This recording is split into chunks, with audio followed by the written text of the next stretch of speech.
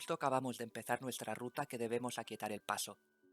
Cuanto más nos adentremos en las calles gobernadas por la siniestra luna de amianto, más se ensanchará la negrura en nuestro corazón, y el monstruo que habita en él no se contentará con esta jaula.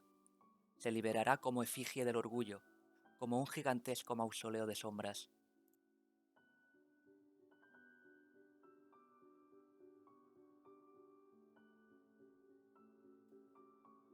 Uno de los nuevos movimientos sociales que mayor impacto está teniendo y que plantea un riesgo de gran alcance es la nueva extrema derecha. En muchos países de la órbita occidental, los partidos de extrema derecha están alcanzando las instituciones, cuando no directamente el poder, gracias al apoyo de más y más ciudadanos, alimentándose del desprecio por los hechos y por la verdad. Muchos de estos grupos han pasado de ser minorías radicalizadas y marginales a erigirse en partidos políticos fuertes con afiliaciones masivas y con influencia en las grandes decisiones colectivas, incrementando su representación y presentándose en ocasiones como alternativa de gobierno. Su avance en Europa se explica por la creciente desigualdad económica, debido a la globalización, la integración europea y transformaciones sociales y económicas coyunturales, como una reacción cultural frente al cosmopolitismo, multiculturalismo y los movimientos postmaterialistas como el ecologismo, el feminismo o la lucha LGTBI+, y una confrontación política ante la considerada ineficacia de los gobiernos nacionales dominadas por burócratas y el establishment.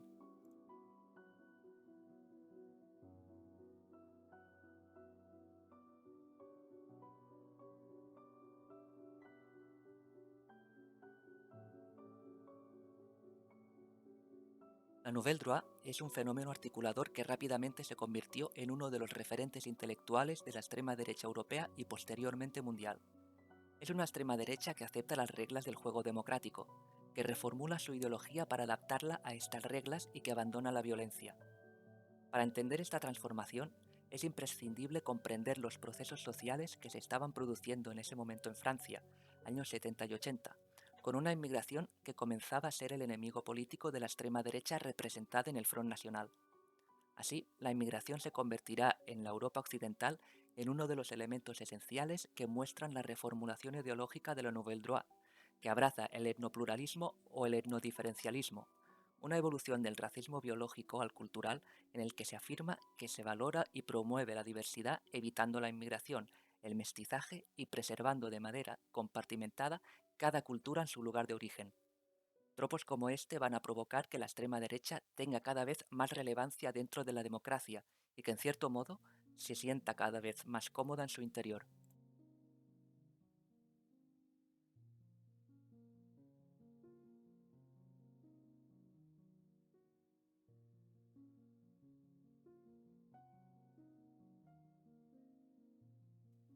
En primer lugar, el sistema electoral determina en gran medida la capacidad de surgimiento de los partidos de extrema derecha.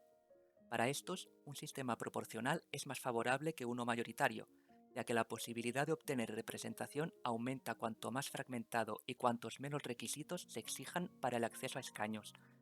De la capacidad de obtener representación se deriva en muchos casos la capacidad de financiarse. Otro elemento fundamental para comprender la aparición de estos nuevos partidos de extrema derecha es la reacción de los otros actores políticos del sistema de partidos ante la aparición de dichos partidos y de sus nuevas problemáticas o issues. Hay dos posturas sobre cómo reaccionar ante este fenómeno. La que plantea que debatir con partidos extremos normaliza su situación e incrementa su electorado potencial, y la que plantea que no confrontarlos implica dejar que todo un espacio político electoral se radicalice. Por último, los medios de comunicación dentro de sistemas políticos cada vez más mediatizados son un elemento diferencial a la hora de aumentar o disminuir la capacidad de influencia de un partido político de extrema derecha. Así, por tanto, la existencia de medios de comunicación de carácter más sensacionalista supondrán un elemento facilitador a la hora de expandir ciertos discursos.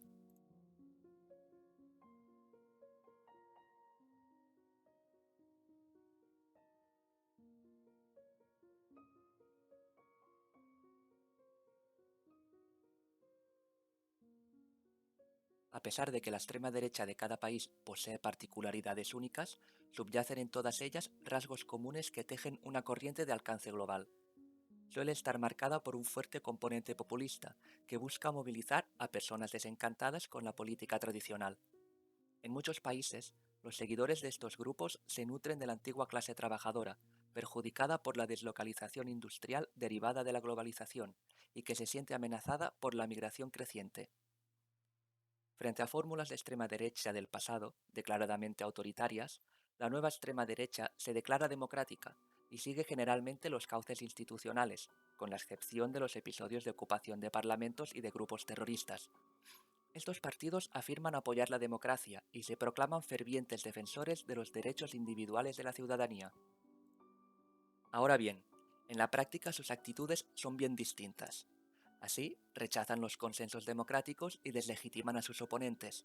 Ellos son los únicos representantes legítimos de su país, de modo que cualquiera que difiera de sus ideas es un traidor a la patria. Los medios de comunicación no favorables se consideran enemigos del pueblo, y se les acusa de fabricar noticias falsas e interesadas. Acusan al establishment político tradicional, del que suelen provenir, de estar formado por élites que han abandonado al pueblo. Difunden bulos interesados a través de las redes sociales, y su ejercicio del poder, en aquellos casos en que lo han alcanzado, pretende evitar los controles democráticos y la rendición de cuentas. Además, ha habido un aumento de ataques de extrema derecha a grupos minoritarios, inmigrantes, etnias diferentes o miembros de partidos políticos de izquierda en países de todo el mundo. Desde acoso verbal a hostigamiento, hasta acciones terroristas cuando la extrema derecha se ve acorralada, como el asalto al Capitolio americano el 6 de enero de 2021, el doble atentado que cometió Anders Breivik en Noruega o la matanza perpetrada en Christchurch, Nueva Zelanda, por Brenton Tarrant.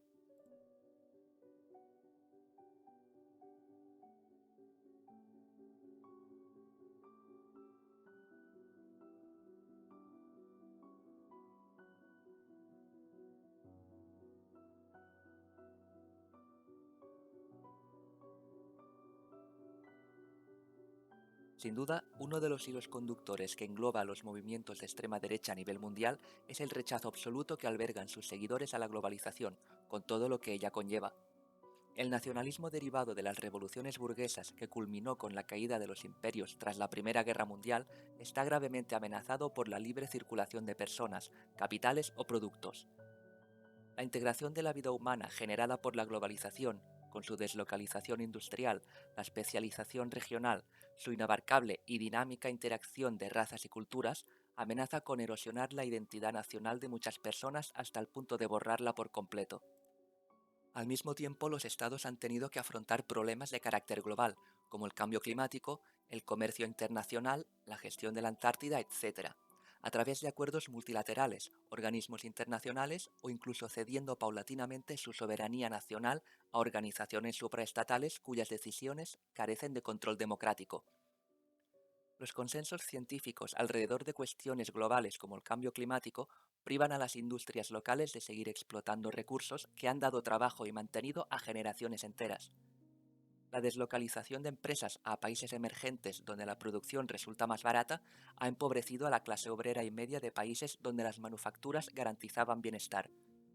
Los movimientos de personas han contribuido a generar sociedades multiculturales donde los valores, la cultura o la raza están en claro retroceso.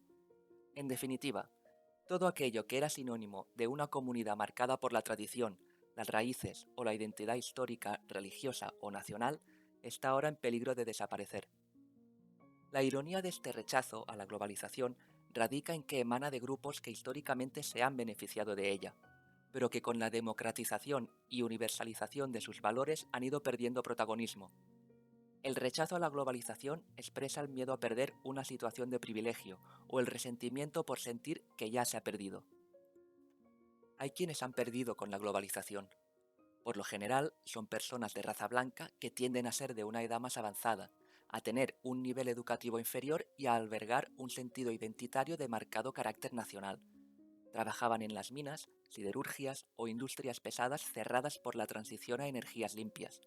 Trabajaban también en numerosas industrias manufactureras que han llevado sus fábricas a países emergentes en busca de mano de obra más barata. La inmigración masiva derivada de esta globalización les roba trabajo, priva de ayudas sociales o invade sus barrios. Su identidad nacional, posición socioeconómica y comunidad religiosa andan amenazadas. El mundo ha cambiado, y es ahora un lugar diferente, donde no acaban de integrarse y donde se sienten amenazados. La globalización también ha generado ideologías o valores de carácter global que atacan esta identidad tradicional. La corrección política o el respeto a la diversidad infringen su libertad individual para expresarse sin restricciones. El denominado buenismo de los progresistas viene a simplificar valores sentimentales y la complejidad del mundo, sin atender a los efectos secundarios, pecando de buenas intenciones que niegan peligrosas consecuencias. Aquellos que no comparten los llamados valores progresistas sienten que existe un pensamiento único que les estigmatiza, que les arrincona socialmente. No abogan por abrir el debate constructivo acerca de medidas que puedan mejorar los aspectos negativos de la globalización, sino que defienden regresar a un mundo que ya no existe, a encerrarse en sus pequeñas trincheras nacionales.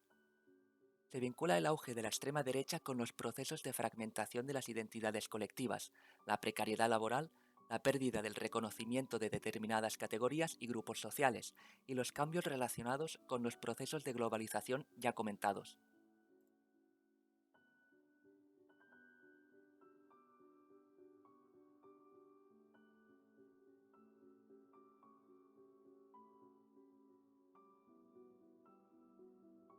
La polarización tradicional que giraba en torno a las diferentes políticas a aplicar ha ido mutando progresivamente a una polarización moral, o lo que algunos académicos denominan sectarismo político.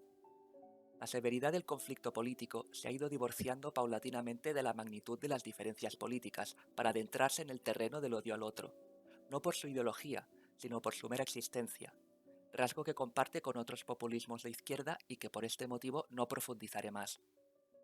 Solo añadiré que la globalización ha transformado la sociedad de forma irreversible, y parte de ese rencor proviene de la incapacidad de adaptarse a los cambios. Los que sí los aceptan, los impulsan o se benefician de ellos pasan a ser traidores del inmovilismo que caracteriza a la extrema derecha, a la tendencia a aferrarse a las raíces, ya sean raciales, nacionales o religiosas. Esto nos conduce a otro rasgo distintivo, la seguridad absoluta de que los otros son sacrílegos, degenerados y pérfidos.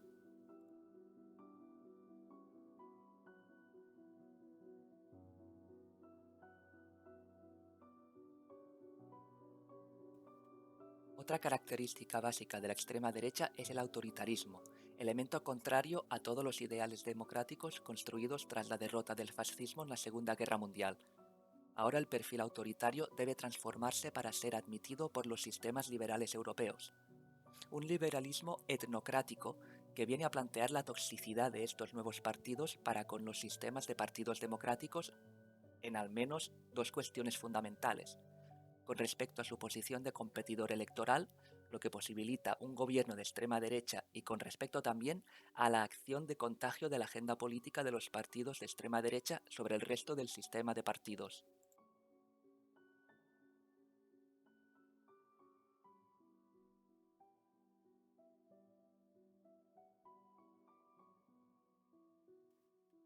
Cuando las personas solo consumen noticias de fuentes que reafirman su forma de entender el mundo, son mucho más proclives a la radicalización ideológica, el dogmatismo e incluso a ser manipuladas.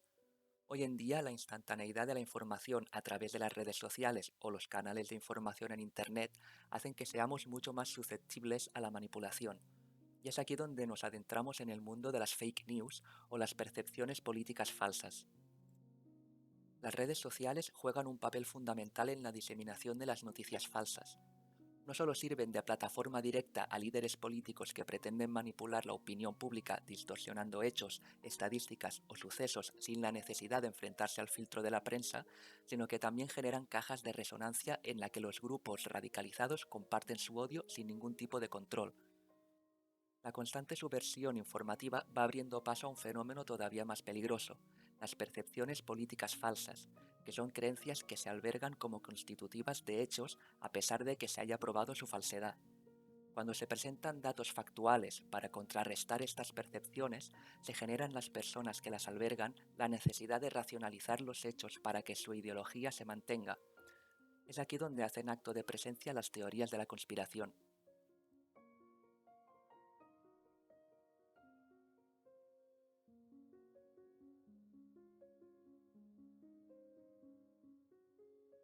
Las teorías de la conspiración son postulados que intentan explicar un evento o práctica haciendo referencia a las maquinaciones de personas poderosas que intentan ocultar su rol en ellas. Son distintivas de las percepciones políticas falsas en general, en el hecho de que se centran en el papel que tienen unas élites políticas tiranas que actúan de una forma secreta, malvada y obscena. No son un fenómeno nuevo, sin embargo, se han visto exacerbadas por las nuevas tecnologías, Internet y las redes sociales, que han formado el caldo de cultivo perfecto para su conversión al mainstream político. Algunos ejemplos notorios se dieron cuando un servidor anónimo afirmó en el chat 4chan que era un oficial de alto rango de inteligencia que tenía información clasificada de la guerra que libraba Donald Trump contra un contubernio de seguidores de Satán, cosa que llevó a la creación de QAnon en 2017, o con el Plan Kalergi, supuesto plan de las élites europeas para cruzar a los europeos de raza blanca con negros y asiáticos con el fin de lograr establecer una clase humana inferior que poder dominar. Por tanto, el complot de las élites europeas actuales sería el de permitir la entrada masiva de inmigrantes en el continente para ir paulatinamente acabando con la raza blanca. Detrás de toda esta secreta e infecta estrategia volvería a estar George Soros, que mediante la financiación de ONGs de salvamento marítimo o de ayuda a los refugiados buscaría inundar Europa de hordas de migrantes. Ambas eran teorías marginales que, al ser adoptadas por figuras prominentes como Trump, que no rechazó el mencionado contubernio en el primer caso, o Salvini en el segundo, se han vuelto mainstream.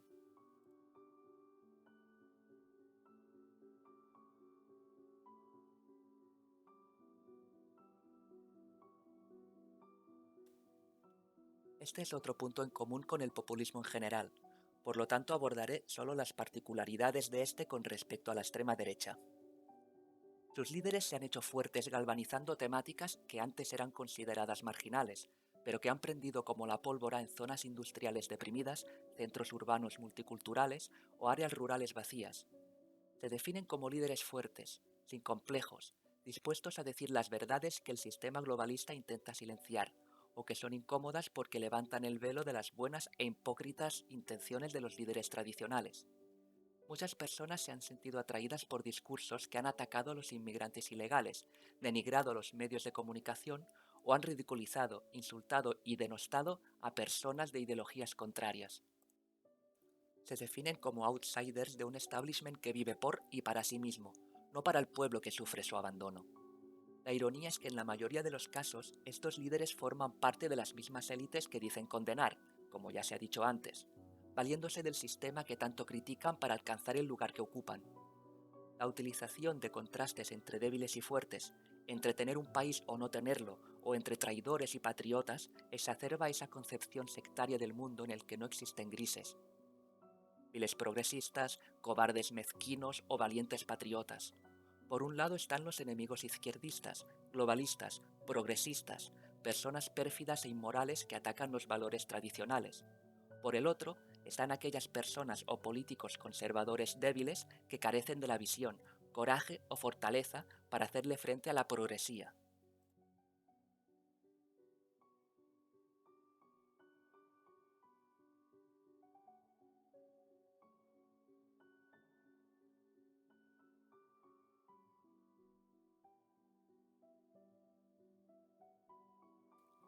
La extrema derecha latinoamericana y la española, además de compartir características de las extremas derechas europeas y globales, tienen vinculaciones ideológicas particulares entre ellas, como la recurrencia al enemigo comunista interno, representado en el gobierno estatal, y externo, encarnado para ambos en Venezuela y Cuba. Sin embargo, en las extremas derechas europeas es menos central. Los movimientos sociales y las políticas de reconocimiento de las identidades de género y sexuales son otro de los enemigos comunes que en menor medida aparecen en los discursos y en las investigaciones sobre las extremas derechas europeas contemporáneas occidentales, pero que adquieren más centralidad en el caso español, en el caso brasileño o en el mexicano. Una hipótesis tendría que ver con el papel de la religión y los procesos de secularización y desecularización específicos de ciertas regiones y países.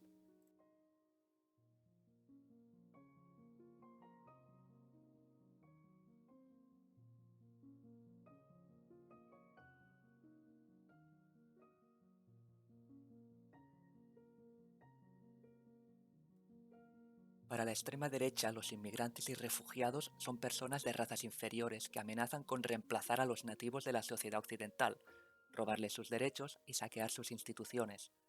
Los musulmanes son bárbaros que representan una amenaza para el cristianismo, sus valores, principios y tradiciones. Sus salvajes costumbres, su talante expansivo y su incapacidad para integrarse ponen de manifiesto la imposibilidad, a ojos de la extrema derecha, de convivir pacíficamente con ellos.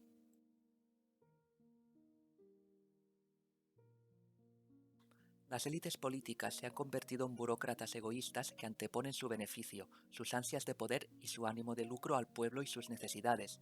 Son cómplices de la progresiva decadencia occidental con sus políticas integradoras, su visión globalista y su apoyo a organizaciones transnacionales.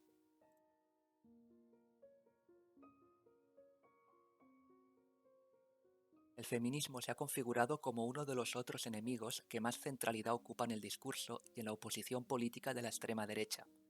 Por un lado, tiene que ver con el conservadurismo que abrazan estos movimientos, que plantean roles tradicionales de la masculinidad y feminidad, y por las resistencias a las transformaciones que se reclaman desde el feminismo por parte de sectores como la Iglesia Católica o el evangelismo para el caso brasileño. Se ven a los progresistas como ruines que ponen en peligro su libertad de expresión, sus derechos individuales y su jerarquía social. Quizás si hay una palabra que define a todos estos grupos hostiles es la de globalistas, personas que han abandonado la patria, la nación o los valores cristianos para entregarse a la idea de que vivimos en un mundo plural, abierto y mutante.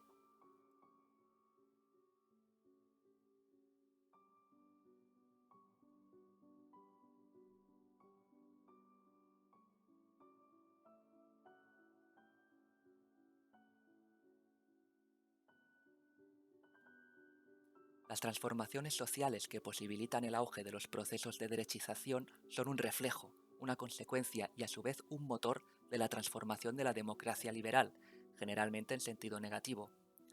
Los espacios intermedios entre la extrema derecha y la extrema izquierda se han ido borrando, y la ciudadanía cada vez más se siente atraída por posturas y respuestas que se producen en alguno de los dos lados. En cierto modo, la extrema derecha ha conseguido en los últimos años que el debate y las formas en las que evoluciona la democracia estén cada vez más en su terreno. Estudiar la extrema derecha global, sus formaciones locales, discursos, prácticas, actores y enemigos es un vehículo esencial y privilegiado para combatirla. Resulta fundamental monitorizar sus prácticas y límites, así como la reformulación y deriva de su ideario. Igualmente importante resulta atajar los actuales conflictos de índole político que devalúan el carácter democrático de la Unión Europea para recuperar la confianza de la ciudadanía y poder retomar posiciones ambiciosas con lo que respecta a la profundización del proceso de integración europeo.